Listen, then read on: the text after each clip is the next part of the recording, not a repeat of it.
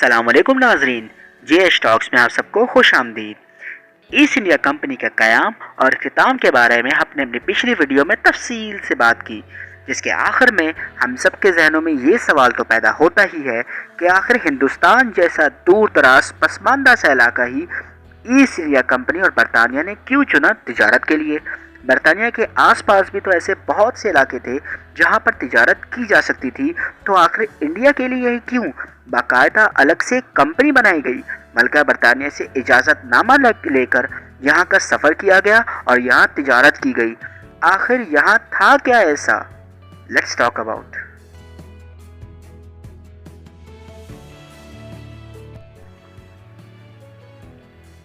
नाजरीन, दिखने में तो हिंदुस्तान एक दूर अफ्तादा बंजर और बयाबान और गरीब सा मुल्क है, जहाँ के लोग इक़्तिदार के लिए लड़ते रहते हैं, जहाँ तालीम और सेहत की सहूलियात और बुनियादी हकूक़ का तो किसी को इल्म तक नहीं।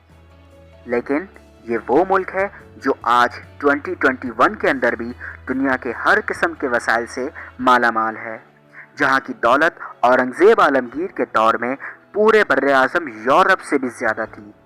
लोहे और फौलाद की सनत की बात की जाए तो हिंदुस्तान की लोहे और फौलाद की सनत दुनिया से 10 गुना सस्ती और अच्छी थी। यहाँ आज भी ज़राअत का बहुत बड़े पैमाने पर काम किया जाता है, उस वक्त भी बहुत बड़े पैमाने पर किया जाता था। अरे 16 किस्म के तो चावल ही उगा दिए जाते थे। दुनिया की सबसे बेहतरीन रेशम और कॉटन हिंदुस्तान से मिलती थी।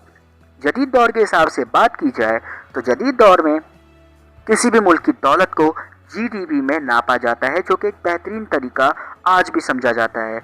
उस वक्त हिंदुस्तान की जीडीपी 22.6% थी। उस दौर को अगर आज के दौर से कंपेयर किया जाए तो सब कॉन्टिनेंट यानी इंडिया, पाकिस्तान, बांग्लादेश की टोटल जीडीपी बमुश्किल 7.5% के आसपास ही पहुंच पाती है। उस दौर की अगर बात की जाए तो पूरी दुनिया में जितनी भी दौलत थी, इसमें से 22.6% दौलत अकेले हिंदुस्तान में ही रखी हुई थी। और जब अंग्रेज लूट मार करके चले गए तो ईयर 1952 की रिपोर्ट के मुताबिक हिंदुस्तान में सिर्फ पूरी दुनिया की 3.8% दौलत ही रह गई, बाकी सब चली गई। बरतानवी हुकूमत और ईस्ट इंडिया कंपनी ने हिंदुस्तान को दोनों हाथों से लूटा। यहाँ तक कि बैटल ऑफ प्लासी यानी प्लासी की जंग में सिराजुद्दौला को हराकर जब ईस्ट इंडिया कंपनी ने बंगाल पर कब्जा किया था, तो उस वक्त ईस्ट इंडिया कंपनी के गवर्नर रॉबर्ट क्लाइव बंगाल पर हुक्मरान थे, जिन्होंने बंगाल पर हैवी टैक्सेस और दूसरे तरीके से बहुत सा पैसा वहाँ से इकट्ठा किया।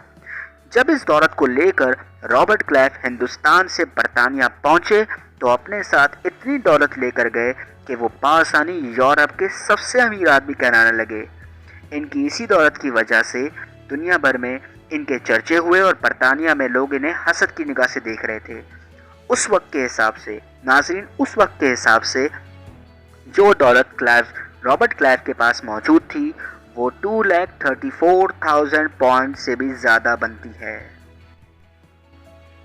अंग्रेज़, जिन्हें तालीम दोस्त भी कहा जाता है, इनकी मौजूदगी में हिंदुस्तान का लिटरेसी रेट बमुश्किल 16% था और यहाँ के लोगों का पर कैपिटा इनकम यानी साल में कमाई हुई एक आदमी की आमदनी बमुश्किल 1062 यानी 1062 रुपीज़ थी, जो आज हिंदुस्तान की ही अगर बात की जाए यानी इंडिया की तो बढ़कर तकरीबन $6,000 तक चली गई है।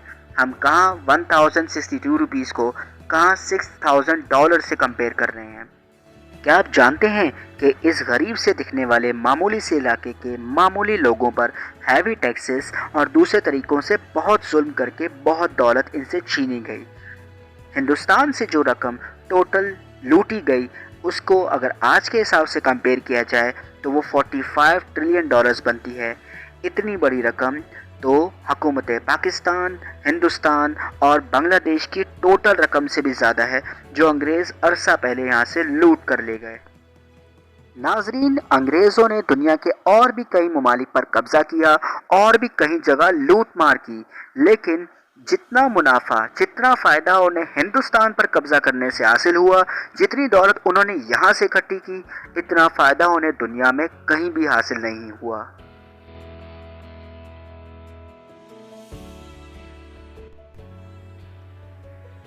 अंग्रेज़ों ने हिंदुस्तान और दुनिया के दूसरे ममालिक को दोनों हाथों से लूटा हो, चाहे ये कैसे भी रहे हों, चाहे इन्होंने कुछ भी किया हो, लेकिन जिन इलाकों पर भी अंग्रेज़ों ने अपना कब्ज़ा किया है वहाँ अपनी कुछ ख़ास किस्म की निशानियाँ छोड़ कर गए हैं। इन्हीं निशानियों की वजह से दुनिया में आज भी ऐसे बहुत से लोग हैं जो अंग्रेज़ों के उस दौर को आज के दौर से अच्छा कहते हैं।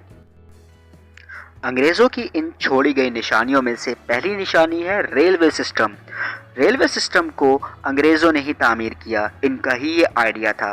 दुनिया में जहाँ पर भी अंग्रेज़ों ने कब्ज़ा किया वहाँ रेलवे सिस्टम को सेटअप किया। अब वो चले तो गए लेकिन रेलवे सिस्टम वहीं छोड़ गए।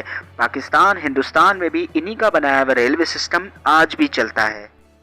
अंग्रेज़ों की दूसरी सबसे मकबूल निशानी उनका जमहूरी अंदाज़ है। वो जहाँ पर भी गए उन्होंने बादशाहत के निज़ाम को कुचल कर रख दिया और जमहूरी निज़ाम कायम किया, जिसके तहत वहाँ के मकामी लोगों में सियासी शऊर पैदा हुआ। पाकिस्तान में भी आज जो सियासी निज़ाम चल रहा है वो अंग्रेज़ों की ही देन है। एजुकेशन रिफॉर्म्स अंग्रेज़ों का दिया हुआ एक बहुत ही अच्छा तोहफ़ा है। पूरे हिंदुस्तान में आज जो इम्तिहानी निज़ाम चल रहा है वो हिंदुस्तान में अंग्रेज़ों का ही कायम किया गया है। ये अंग्रेज़ ही थे जिन्होंने पहली बार हिंदुस्तान में पेपर्स का इम्तिहानात देकर अगली जमात में जाने का एक सिस्टम लगाया, वरना उससे पहले तालीम हासिल करने का कोई बाकायदा निज़ाम नहीं था। अगले पॉइंट बिल्कुल हमारे दिल को छुएंगे। चाय, ये अंग्रेज़ों की ही ईजाद की हुई चीज़ है। ये जहाँ पर भी गए अपने साथ लेकर गए। हिंदुस्तान, पाकिस्तान और बांग्लादेश में भी आज जो लोग चाय के फ़ैन हैं वो ये बात जान लें कि इस चीज़ को पाकिस्तान, हिंदुस्तान और बांग्लादेश में अंग्रेज़ों ने ही प्रोमोट किया। इसके अलावा अंग्रेज़ जहाँ पर भी जाते थे अपनी फ़न तामीरात भी छोड़ कर जाते थे। आज भी पाकिस्तान के ख़ास तौर पे कराची के ओल्ड सिटी एरियाज़ में आपको अंग्रेज़ों की तामीर की हुई दिलकश इमारतें आज भी नज़र आएंगी।